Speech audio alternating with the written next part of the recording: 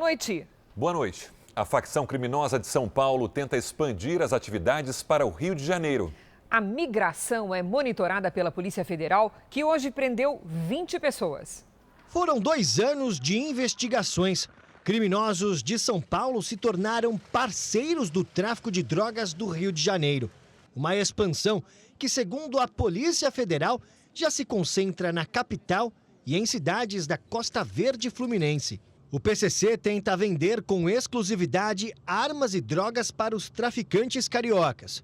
Hoje, 20 pessoas foram presas em 6 estados, todas suspeitas de fazer parte da quadrilha. Em São Paulo, veículos de luxo e documentos foram apreendidos. Em Juiz de Fora, um suspeito foi preso nesse conjunto habitacional. Em escutas telefônicas autorizadas pela Justiça, os criminosos do Rio de Janeiro mostram a intenção de assassinar diretores de presídios. Começou a oprimir visita, tem que matar o diretor, então chefe da guarda. Nós temos que tomar a cadeia. A quadrilha ainda faz planos para monitorar a polícia nas comunidades.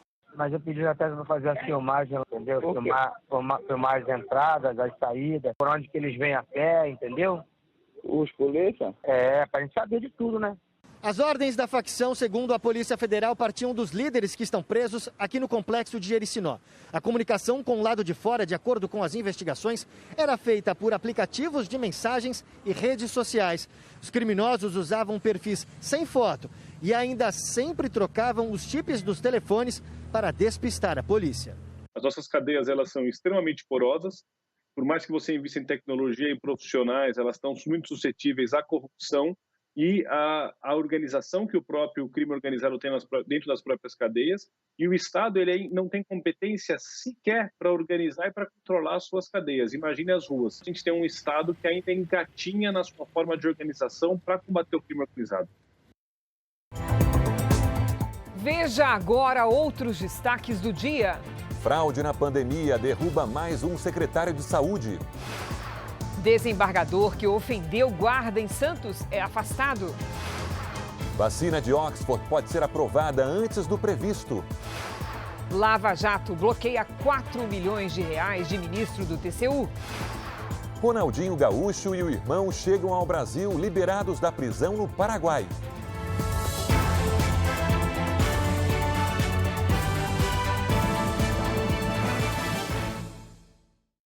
Oferecimento Bradesco. Crédito com até 6 anos para pagar.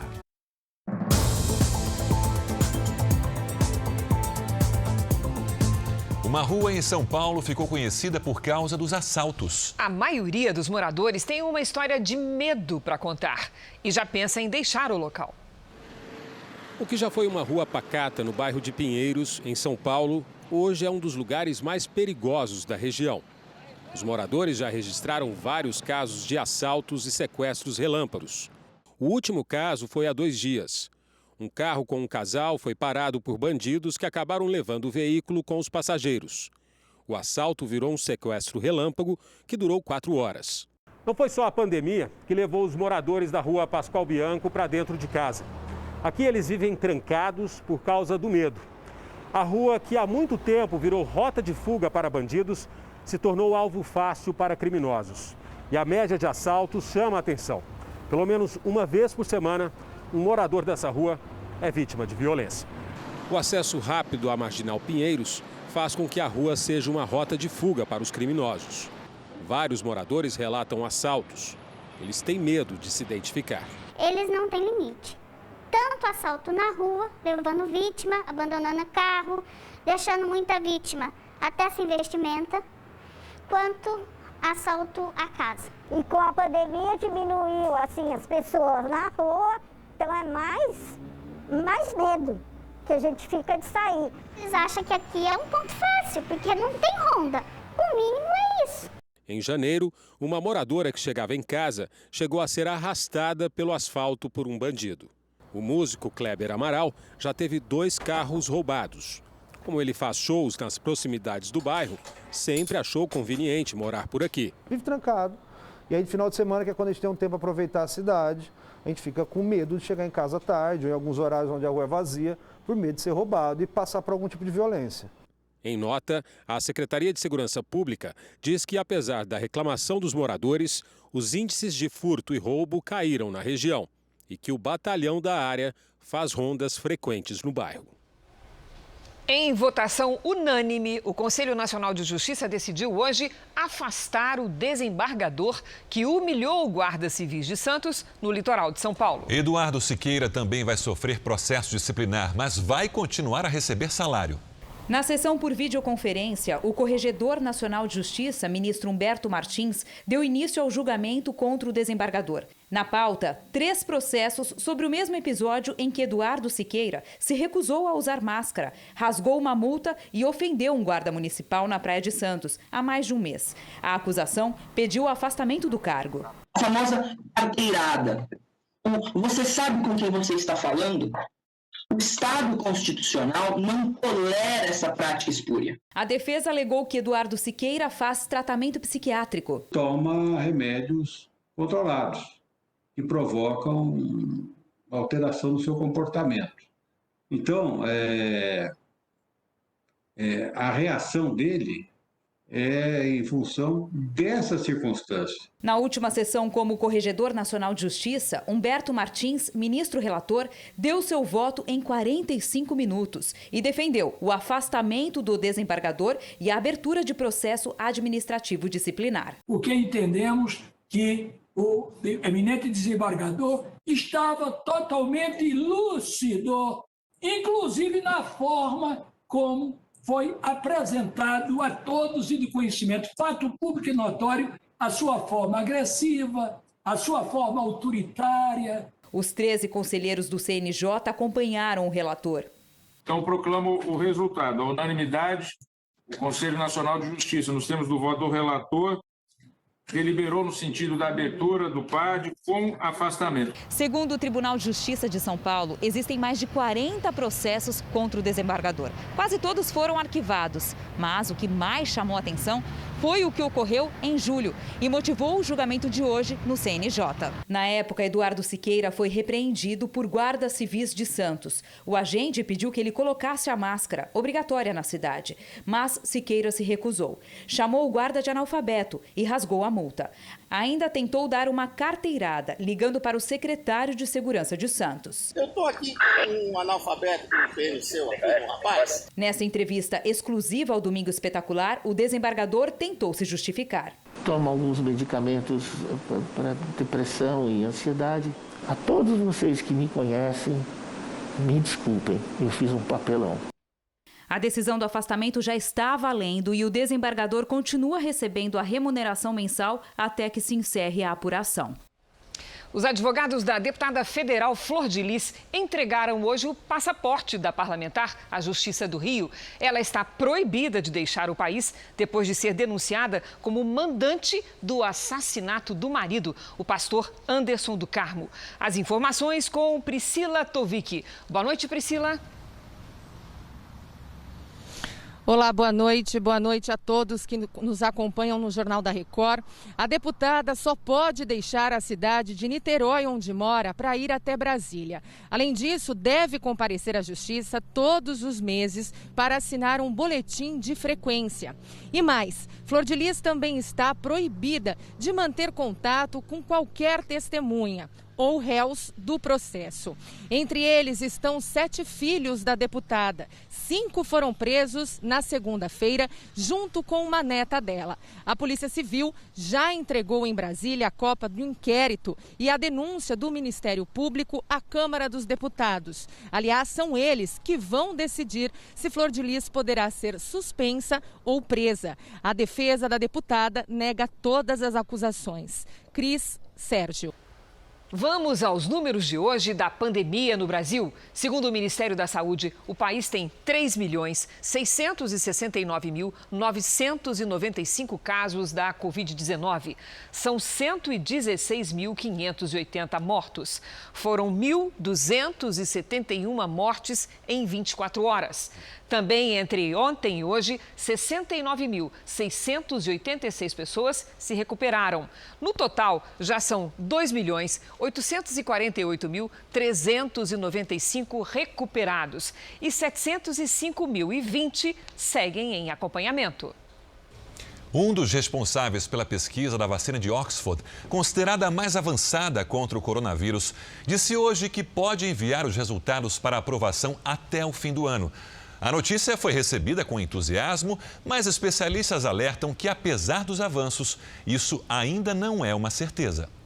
Os testes da vacina já estão na fase 3, a última etapa. 50 mil pessoas no Reino Unido, no Brasil, nos Estados Unidos e na África do Sul já tomaram uma dose. Nesse estágio, os cientistas acompanham os voluntários para saber se o organismo produziu anticorpos que protejam contra o vírus. Este seria o último passo antes da aprovação do medicamento.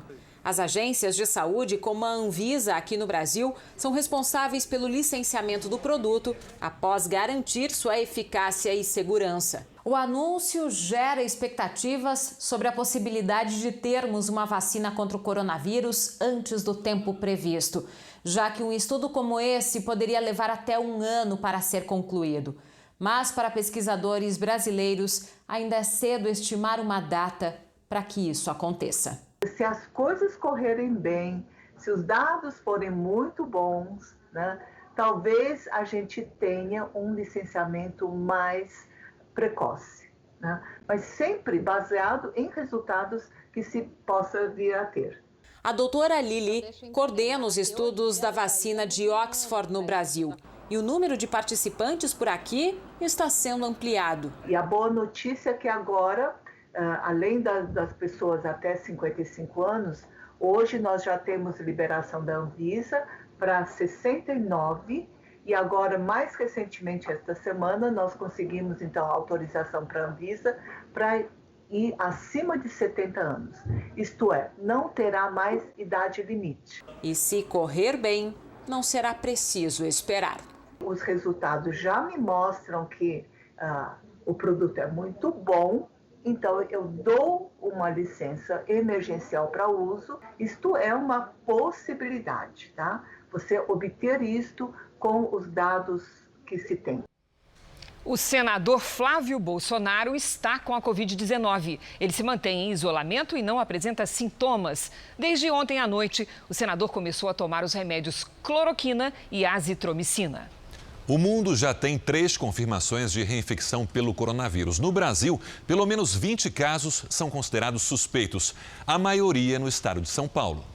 7 pacientes são acompanhados no Hospital das Clínicas. Os outros 13 se dividem entre São Paulo e o Rio de Janeiro. Segundo o HC, há outras explicações possíveis para os testes positivos em pacientes já recuperados. Por exemplo, um outro vírus pode carregar fragmentos inativos do coronavírus. Outra possibilidade: o vírus pode ter ficado inativo no organismo e agora ter sido reativado. Ontem, a Universidade de Hong Kong confirmou o primeiro caso de reinfecção. Hoje, 2 novas confirmações surgiram na Europa. Na Bélgica, um paciente não teria desenvolvido anticorpos suficientes na primeira infecção. Na Holanda, trata-se de um idoso que estava com o sistema imunológico debilitado. A porta-voz da Organização Mundial da Saúde não vê motivo para preocupação. Os casos são raros. Até agora, apenas 3 entre quase 24 milhões de contaminados. O número de brasileiros na extrema pobreza em junho é o menor em 40 anos. O levantamento feito pela Fundação Getúlio Vargas é um dos primeiros a medir o impacto do auxílio emergencial na população. Sueli continua desempregada, mas nem por isso a geladeira está vazia. Verdura, fruta, gelatina que as minhas meninas gostam, meus netos gostam. Como é mãe de 2 filhos e chefe de família, ela está recebendo R$ 1.200 por mês do auxílio emergencial. Por isso, Sueli melhorou de condição social. Ajudou muito, foi muito bom.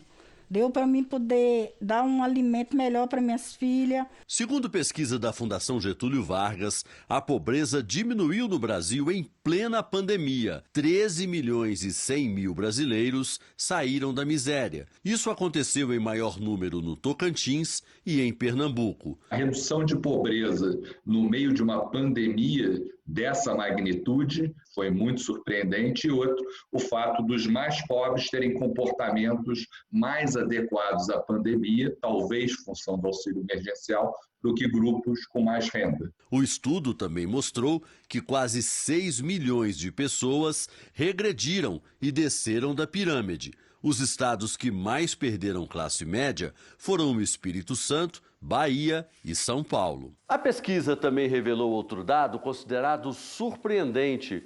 Os mais pobres respeitam mais o isolamento social. Praticamente 3 de cada 10 pessoas dessa classe social seguem rigorosamente o isolamento e quase metade só sai de casa quando é muito necessário. É o caso da Joelma, que segue se cuidando com a ajuda do auxílio emergencial. A maior preocupação é nosso se manter, é a nossa alimentação.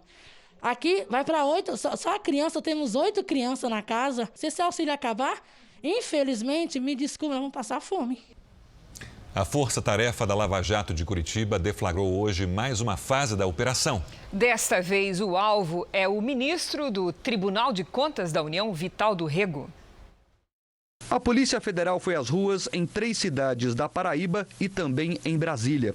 Não houve prisões. As investigações apuram o suposto pagamento de 4 milhões de reais em propinas pela construtora OAS para o hoje ministro do Tribunal de Contas da União, Vital do Rego. Ele está no TCU desde 2015. De acordo com os procuradores de Curitiba, na época dos pagamentos, em 2014, ele era senador e presidia 2 CPIs da Petrobras no Congresso. Em nenhuma das comissões, ele convocou empreiteiros para prestar depoimentos. Isso porque, segundo a Força Tarefa, Vital do Rego teria recebido subornos para proteger executivos de grandes construtoras acusadas de fraudar licitações na estatal. O presidente da OAS, Léo Pinheiro, um dos comandantes do cartel das empreiteiras, teria intermediado tudo. O Ministério Público Federal afirma que foram realizadas reuniões entre investigadores e investigados pela CPI fora das dependências do Congresso Nacional, sem registros e às escondidas, nas quais foram selados os acordos de corrupção, encontros ocultos comprovados por mensagens de texto, registro de ligações e dados de georreferenciamento. Por ser ministro do TCU, Vital do Rego teria direito a foro privilegiado, mas uma decisão do ministro Edson Fachin, do Supremo Tribunal Federal, devolveu o processo para a primeira instância de Curitiba, porque os crimes teriam ocorrido antes de Vital do Rego integrar o tribunal.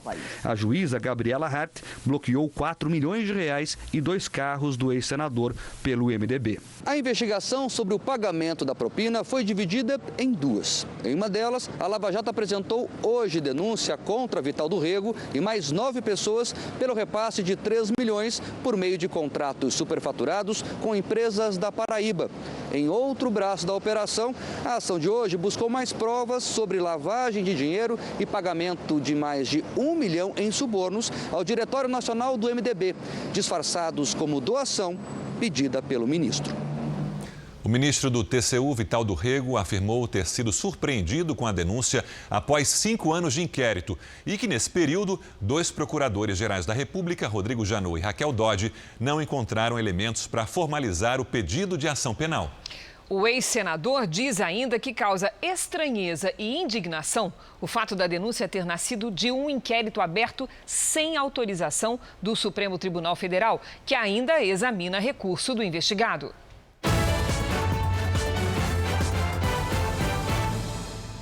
A segunda noite da convenção republicana começou com uma série de discursos de americanos comuns que defendem a reeleição de Donald Trump. Vamos ao vivo aos Estados Unidos falar com a correspondente Evelyn Bastos, que tem as informações. Evelyn, boa noite para você. Algum parente do presidente vai subir ao palco hoje? Oi, Sérgio, muito boa noite para você, para a Cris e para todos que nos assistem. Vai sim, viu? 2 filhos do presidente vão discursar nesta noite, que recebeu o tema terra das oportunidades. Além deles, a primeira-dama dos Estados Unidos, Melania Trump, também vai subir ao palco. E o evento também vai contar com o secretário de Estado americano, Mike Pompeo, por vídeo diretamente do Oriente Médio. Uma participação incomum e de peso, já que integrantes do alto escalão do governo não costumam participar de convenções. Para essa noite ainda não foi confirmada a presença do presidente, mas a gente lembra que ontem ele apareceu de surpresa. Sérgio, Cris. Obrigado, Evelyn.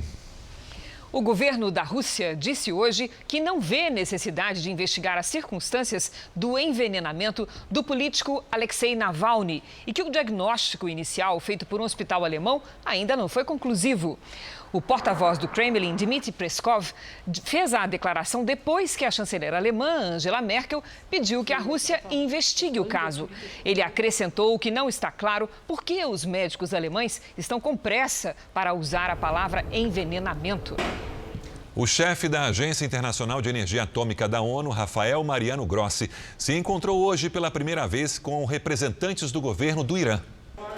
É a primeira viagem oficial do chefe da agência da ONU a Teherã desde que assumiu o cargo em dezembro. O Irã vai cooperar com a Agência Internacional de Energia Atômica. Essa foi a mensagem passada pelo corpo nuclear iraniano no encontro de hoje. O objetivo da visita é ter acesso a 2 usinas, onde se acredita que o país tenha armazenado ou utilizado material nuclear não declarado. Rafael Mariano Grossi disse que a relação entre a agência e o Irã é muito intensa, com muitas questões para resolver. Em maio de 2018, os Estados Unidos anunciaram sua retirada do acordo internacional nuclear com o Irã, dizendo que o país estava mentindo sobre seu programa nuclear.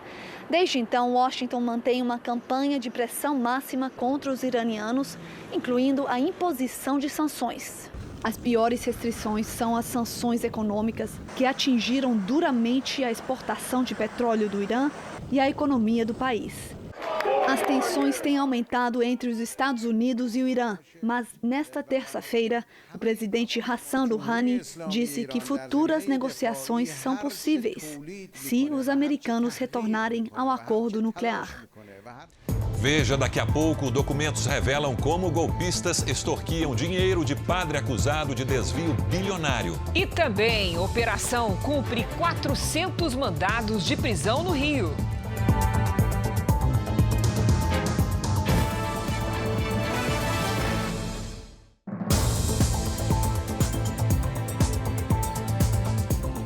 Mais de 400 pessoas foram presas hoje no Rio de Janeiro, suspeitas de praticar todo tipo de roubo, de pedestres a bancos. A maioria dos procurados estava em casa e não reagiu. Tá preso, hein? Os alvos da polícia eram suspeitos de roubar veículos, pedestres, cargas e até bancos. Receptadores também foram para a cadeia. Mais de 500 policiais foram para as ruas. Em alguns locais, houve confronto e 4 suspeitos morreram. A polícia conseguiu estourar desmanches de carros como esses na região metropolitana, que escondiam dezenas de peças e carcaças de veículos. Entre os suspeitos, um homem que tinha 32 mandados de prisão por roubo. Os marginais, eles dizem assim, vamos trabalhar hoje, e o trabalho dele, como foi colocado, é roubar as pessoas. A polícia já sabe que todos os presos têm ligação com facções criminosas.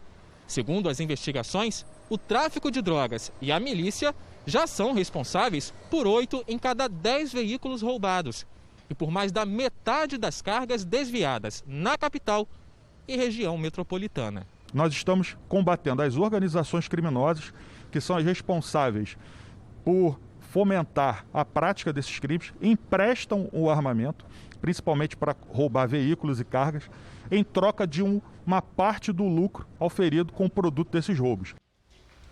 O Senado aprovou nesta tarde, em primeiro turno, a proposta de emenda constitucional que muda o principal fundo de financiamento da educação no país. Vamos até Brasília com o repórter Luiz Fara Monteiro. Fara, boa noite. A PEC ainda precisa passar por outra votação. Olá, boa noite a todos. É isso mesmo, Sérgio. O texto precisa da maioria de votos favoráveis em 2 etapas. Mas os senadores fizeram um acordo para realizar o segundo turno da votação ainda hoje. A aprovação garante a continuidade do Fundeb e dessa vez de forma permanente, já que pela lei o modelo atual se encerra ao final deste ano. O fundo é o principal mecanismo de financiamento da educação básica no país. Com essas mudanças, a complementação do fundo por parte do governo federal aumenta gradualmente dos atuais 10% para 23% até 2026, o que representa cerca de 20 bilhões de reais a mais para a educação infantil e fundamental. Se aprovada, essa emenda deve ser promulgada amanhã numa sessão do Congresso Nacional e já terá efeitos no próximo ano. De Brasília, Luiz Fara Monteiro. Obrigado, Fara. Até amanhã. O IPCA 15, prévia da inflação no mês de agosto, registrou uma alta de 0,23%. No ano, a inflação já chega a 0,90%. Agora, em 2020, os combustíveis com 2,31% pressionaram o índice para cima. O grupo isolado que exerceu o maior impacto foi o de transportes, que teve uma alta de 0,75%. O Conselho Nacional do Ministério Público arquivou a reclamação do ex-presidente Lula contra o coordenador da Operação Lava Jato, Deltan Dallagnol. O ex-presidente pediu punição ao procurador por abusos e manifestações políticas na apresentação de um PowerPoint que apontava Lula como chefe de organização criminosa. A ação foi apresentada em 2016. A maioria dos conselheiros decidiu pelo arquivamento por julgar que já teria vencido o prazo para as possíveis punições. Nos Estados Unidos, o governo de Wisconsin decretou o estado de emergência depois que várias cidades registraram protestos violentos. Os atos são contra a abordagem policial a um homem negro que foi baleado pelas costas. Em uma praça em frente ao Tribunal do Condado de Kenosha, manifestantes pediam justiça. Eles colocaram fogo em caminhões de lixo. Os policiais, junto com a Guarda Nacional, lançaram bombas de gás lacrimogênio para dispersar a multidão. Os manifestantes também queimaram carros, casas e comércios no condado. Hoje, pela manhã, os bombeiros ainda combatiam os incêndios. Os protestos são contra a ação policial do último domingo. Jacob Blake tentava entrar no próprio carro quando foi abordado por 2 agentes e baleado pelas costas. Os 3 filhos dele estavam no veículo. Em entrevista a um jornal americano, o pai de Jacob Blake, que tem o mesmo nome, disse que o filho ficou paralítico, mas os médicos ainda avaliam se os danos são permanentes. O tio de Blake, Justin, disse que a família agradece o apoio da sociedade, mas pede que as manifestações sejam pacíficas. O astro do basquete, LeBron James, disse que é contra a violência não só de policiais, mas de negros contra negros. E é preciso melhorar isso também. Veja a seguir: homem é detido por manter clínica de fertilização dentro de casa. E também, depois de quase 6 meses detido, Ronaldinho Gaúcho desembarca no Brasil.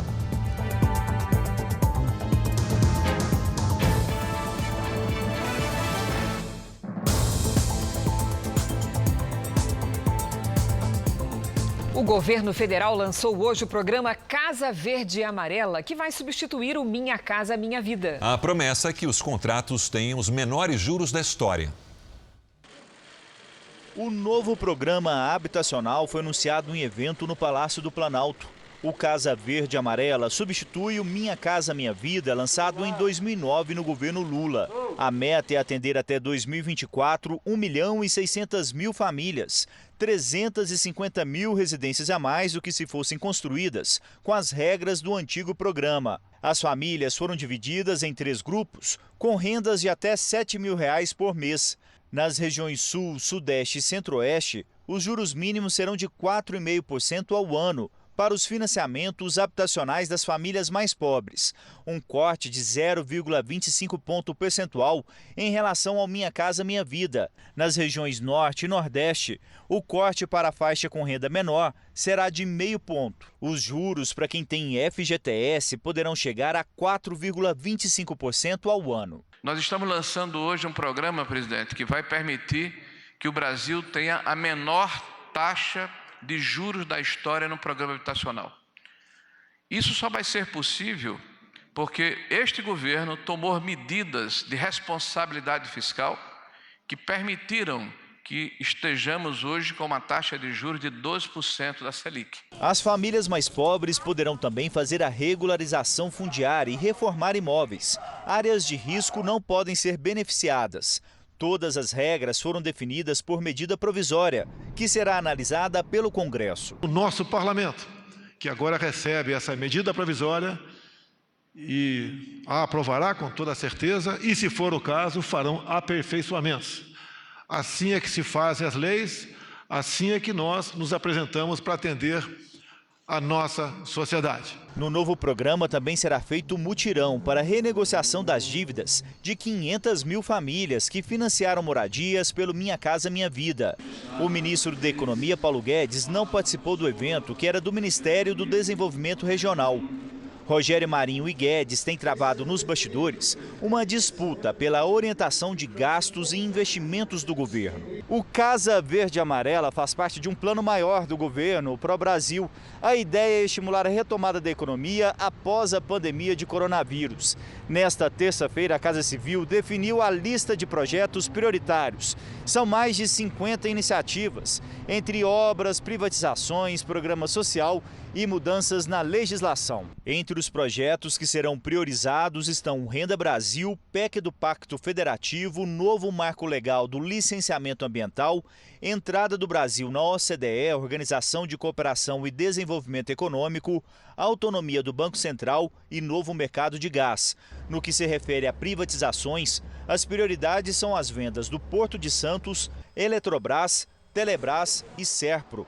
O governo também prevê investimentos públicos em mais de 20 aeroportos, incluindo a ampliação do de Viracopos, em Campinas. O Senado aprovou por unanimidade um convite para que o ministro Paulo Guedes fale ao Congresso. O motivo é esclarecer as declarações em que Guedes criticou a derrubada do veto ao reajuste dos servidores públicos. A decisão foi tomada pelo Senado na semana passada, mas acabou revertida pela Câmara. O fato de ser um convite e não uma convocação sinaliza que houve acordo para o ministro comparecer. O secretário de Saúde do Distrito Federal foi preso hoje por suspeita de superfaturamento na compra de testes da Covid-19, com um prejuízo de 18 milhões de reais aos cofres públicos. Francisco Araújo Filho, secretário de Saúde do Distrito Federal, foi preso em casa e levado à sede do Ministério Público. Documentos foram recolhidos pelos investigadores no gabinete do secretário, um dos endereços que foram alvo de mandados de busca e apreensão autorizados pela Justiça, que também determinou o cumprimento de outros 6 mandados de prisão, incluindo de integrantes do primeiro escalão da Secretaria de Saúde do Distrito Federal. Os presos foram levados ao Departamento de Polícia Especializada, onde prestaram depoimento e permanecem detidos. A prisão preventiva do secretário, sem prazo determinado, foi autorizada pela Justiça na segunda fase da Operação Falso Positivo, que investiga possíveis ilegalidades na compra de testes superfaturados e de baixa qualidade para a detecção da Covid-19. O prejuízo chegaria a pelo menos 18 milhões de reais. Na decisão, o desembargador Humberto Adjuto Ulloa ressalta que os dados colhidos revelaram robustos indícios de que Francisco Araújo Filho atuou no comando e no controle da organização criminosa criada para fraudar dispensas de licitação destinadas à aquisição de insumos para o enfrentamento da Covid-19. O governador do Distrito Federal, Ibanez Rocha, declarou irrestrita confiança no Poder Judiciário e lamentou a desnecessária operação e a prisão preventiva da cúpula da Secretaria de Saúde. Já a defesa de Francisco Araújo Filho lamentou a operação, está convicta de que tudo será esclarecido e a dignidade dessas pessoas restabelecida. Vamos agora com a opinião do jornalista Augusto Nunes. Boa noite, Augusto. Boa noite, Cristina, Sérgio. Boa noite a você que nos acompanha. A prisão do secretário de Saúde do Distrito Federal confirmou nesta terça-feira a suspeita surgida em 10 de julho, quando foi engaiolado o secretário de Saúde do Rio de Janeiro. Em muitos estados, autoridades encarregadas de combater a pandemia de coronavírus ordenaram à população que ficasse em casa para planejarem sem pressa, talvez em reuniões virtuais, a ladroagem do Covidão. Enquanto o secretário do Rio agia no setor de respiradores superfaturados e hospitais de emergência inexistentes, o de Brasília embolsava verbas destinadas à realização de testes. Como o Ministério Público e a polícia ficaram fora da quarentena, essas e outras quadrilhas formadas por altos funcionários vão sendo desbaratadas em todo o país. Se os gatunos respeitaram as exigências que eles próprios impuseram aos cidadãos comuns, pode ter sido inventada outra brasileirice. O assaltante que usa máscara não para esconder o rosto, mas para gastar o que roubou em bom estado de saúde. Um funcionário público de 64 anos foi detido por manter uma clínica clandestina de fertilização na própria casa em São Paulo. Ele admitiu que doava material genético a mulheres e que pode ter pelo menos 10 crianças registradas com o nome dele. A falsa clínica estaria funcionando há 5 anos e cerca de 80 crianças teriam sido geradas aqui. A polícia chegou depois de uma denúncia anônima. É naquela casa que num cômodo João Carlos dorme e em outro próximo ficam as mulheres que esperam pela fertilização. Segundo o suspeito, depois de coletar o próprio material, ele ia até outro cômodo e rapidamente fornecia o material para que elas tentassem engravidar. A polícia ainda investiga as informações fornecidas por João Carlos, entre elas a de que ele teria registrado alguns dos supostos filhos biológicos. Que me pediram para registrar, porque ia seminar para elas, eu concordo. Eu registrei, mas não são poucas, tipo umas 10. Algumas eu pago pensão. Normalmente elas são gratas pelo filho, né? Mas a gente nunca sabe se pode ter gente desonesta no meio, né? Segundo João Carlos, as mulheres e alguns homens que queriam ser doadores de sêmen faziam contato com ele por rede social. O único valor cobrado seria pelo uso dos quartos onde as mulheres descansavam e realizavam os procedimentos. A polícia não acredita nisso. Nós vamos pedir também, requerer o sigilo bancário dele, a quebra do sigilo bancário, para levantar a importância que ele recolheu dessas vítimas. No local foram apreendidos medicamentos e seringas. João Carlos contava com a ajuda de uma mulher, possivelmente uma namorada. Ele próprio confessou que não tem habilitação técnica para fazer esse procedimento de inseminação artificial. A coleta para bancos de sêmen e os procedimentos de fertilização obedecem a regras do Conselho Federal de Medicina. Só são permitidos em hospitais e clínicas especializadas. Para ser doador, é necessária a realização de exames que comprovem a situação de saúde atual e a ausência de falhas genéticas. João Carlos e a mulher detida com ele foram liberados, mas serão investigados por perigo de contágio de doença venérea e exercício irregular da profissão. Mais de 5 milhões de famílias brasileiras vivem em construções irregulares. Apesar dos riscos, esse tipo de construção parece ser a única solução para quem não tem onde morar. Começa com uma casinha num lugar inabitado e, de repente, se torna um aglomerado de construções, uma ao lado da outra. E quanto mais se constrói em áreas assim, maior é o risco. Josenilda mora nessa comunidade, na zona norte de São Paulo, e já perdeu uma casa num deslizamento. Ela tem medo, só não tem opção. Eu morava pagando aluguel, depois fiquei desempregada, aí me doaram esse terreno, comecei no barraco e agora estou numa casa de tijolo. O último levantamento do IBGE mostra que o Brasil tem hoje mais de 5 milhões de casas em comunidades como essa aqui. Quase sempre os imóveis são construídos pelo próprio morador, muito próximos uns dos outros. Quando falta espaço, as construções continuam crescendo, só que de maneira vertical.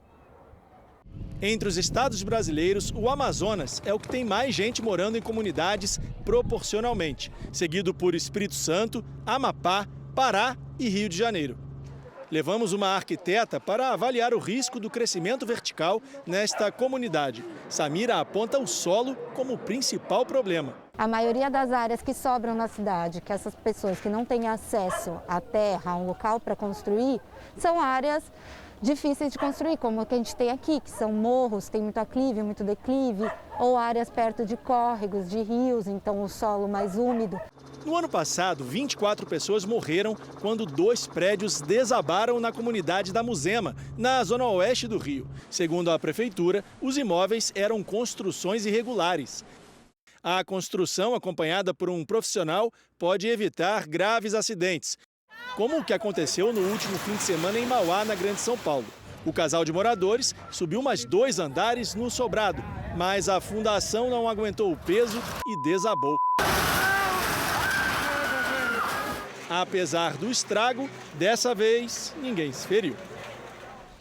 Os moradores de rua da cidade de São Paulo enfrentaram mais uma madrugada fria, com temperatura mínima de 9 graus. Há vagas em albergues, mas só metade aceita ajuda.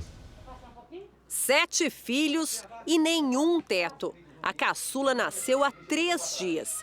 Desde que Cristiane e Arnor chegaram de Pernambuco há 2 meses, a casa da família é o abrigo da Prefeitura de São Paulo. O meu sonho mesmo é minha casa própria. É bom? É bem recebido, mas nada substitui sua casa própria. Mais de 24 mil pessoas vivem debaixo de viadutos, pontes, nas calçadas de São Paulo. Fazem das ruas a casa que não tem. Mesmo quando a temperatura cai, nem todos procuram ajuda nos albergues. Enfrentam o frio do jeito que dá. Aos 70 anos, o seu Xavier nunca passou a noite num abrigo. Não, senhora, não quero. E tem receio de não poder levar com ele as 3 carrocinhas do trabalho que faz como serralheiro. Não dá para mim procurar albergue porque eu tenho a minha ferramenta para trabalhar, o albergue não vai me aceitar. Eu com tanta ferramenta para trabalhar. Segundo a prefeitura, metade da população de rua da capital paulista não aceita o acolhimento. No final de semana, um homem e uma mulher morreram. A causa da morte pode ter sido o frio. A gente respeita a vontade da pessoa, se ela não quiser sair da rua, a gente fornece cobertor e lanche para que ela permaneça minimamente agasalhada aí, para que possa passar o dia e a noite fria. A gente tem sempre como meta tirar o maior número possível de pessoas da rua. Desde maio foram realizados mais de 1 milhão de atendimentos, quase 5.800 cobertores distribuídos e 6.300 lanches. Na lógica de quem não aceita ajuda, o que resta é botar fogo nos pedaços de madeira, aquecer a água para o banho, preparar o cobertor para a madrugada fria que está por vir. O padre Robson de Oliveira admitiu ao Ministério Público de Goiás que usou o dinheiro da Associação Filhos do Pai Eterno para pagar chantagistas. O Jornal da Record teve acesso ao processo judicial que resultou na prisão e condenação dos criminosos que estavam extorquindo dinheiro do padre Robson de Oliveira, ex-reitor da Basílica de Trindade. São aproximadamente 600 páginas que contam com detalhes da extorsão. Em depoimento ao Ministério Público, padre Robson disse que teve o telefone clonado e que recebeu uma mensagem de um homem dizendo que estava trabalhando para alguém e que se o padre pagasse R$2 milhões, deixaria de chantageá-lo e ainda delataria quem mandou. Segundo a polícia, quem invadiu o celular do padre foram 2 hackers, Túlio César Pereira Guimarães e o Elton Ferreira Nunes Júnior, que, de acordo com a versão do padre, ameaçava dizer que teria um relacionamento com ele. O Elton, apontado como líder da quadrilha, disse ao juiz que teve acesso a imagens íntimas do padre Robson e que ainda viu conversas suspeitas entre o padre e um advogado, que supostamente estariam negociando a compra de uma fazenda com dinheiro da AFIP, a Associação Filhos do Pai Eterno. O padre, então, decidiu comunicar à polícia que estava sendo chantageado no dia 28 de março de 2017. Na época, sob orientação dos policiais, o religioso transferiu R$2 milhões da FIP para 2 contas indicadas pelos criminosos. Mas o dinheiro foi bloqueado antes que pudesse ser sacado. Mesmo assim, o padre Robson fez novos pagamentos aos chantagistas. Dessa vez, sem o conhecimento das autoridades. Para os promotores, o padre admitiu o pagamento de R$500 mil sem monitoramento e que seriam da doação de fiéis. O religioso ainda falou: se eu agi mal em alguma coisa, eu agi de boa fé, colocando as coisas na tentativa de se resolver. Se ele não tinha nada a temer, se ele não devia nada, porque de fato ele pagou e pagou inclusive às ocultas, se furtando ao conhecimento das autoridades policiais, uma vez já tendo acionado elas. A investigação apontou ainda que foram feitos outros pagamentos, sem conhecimento da polícia, pelo menos R$350 mil, divididos em pagamentos semanais de R$50 mil. Foram deixados por uma funcionária do padre Robson de Oliveira numa caminhonete que ficava estacionada num shopping de Goiânia. Um inquérito mostra que o veículo era do policial civil Elivaldo Monteiro de Araújo. Além dele, um ex-policial militar, o irmão dele, Jefferson Gonçalves de Bessa, e Leidina Alves de Bessa também foram apontados como parte do esquema. Todos os 6 envolvidos foram presos e condenados pela Justiça. Essa investigação foi o ponto de partida para a operação realizada sexta-feira passada pelo Ministério Público de Goiás. A suspeita é que padre Robson de Oliveira estaria desviando parte do dinheiro arrecadado para a construção da nova Basílica de Trindade para pagar criminosos e adquirir um patrimônio milionário em nome de Laranjas. Ele utilizou de um dinheiro que não era dele em proveito próprio, né? Então, em tese, há um crime. E como nós já mostramos nesta edição, a transformação do Fundeb em Fundo Permanente de Apoio à Educação passou em segundo turno no Senado. A votação teve unanimidade entre os senadores e a emenda constitucional será promulgada pelo presidente do Congresso, Davi Alcolumbre, amanhã. A Câmara dos Deputados aprovou o adiamento para 1º de janeiro da entrada em vigor da Lei Geral da Proteção de Dados.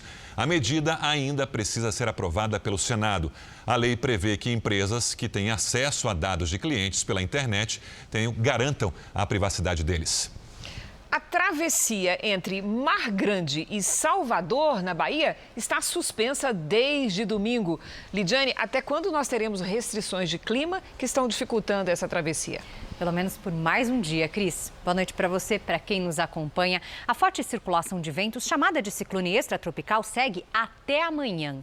E as ondas devem chegar a 3 metros entre o Rio de Janeiro e Salvador e as rajadas a 80 quilômetros por hora. Tem previsão de chuva do Rio de Janeiro até o Rio Grande do Norte e do litoral do Ceará até Roraima. Nas outras áreas, sol com poucas nuvens. No interior do país, a estiagem predomina. Hoje, o Distrito Federal completou 100 dias sem chuva. E a seca mantém baixa a umidade do ar em todo o centro-oeste e no interior do Nordeste. Em Florianópolis, amanhã, 21 graus de máxima à tarde. No Rio de Janeiro, faz até 24. Cuiabá pode registrar novos recordes de temperatura já nos próximos dias. Amanhã, máxima de 40. Em Aracaju, faz 29. Em Teresina, 36. E até 32 em Belém.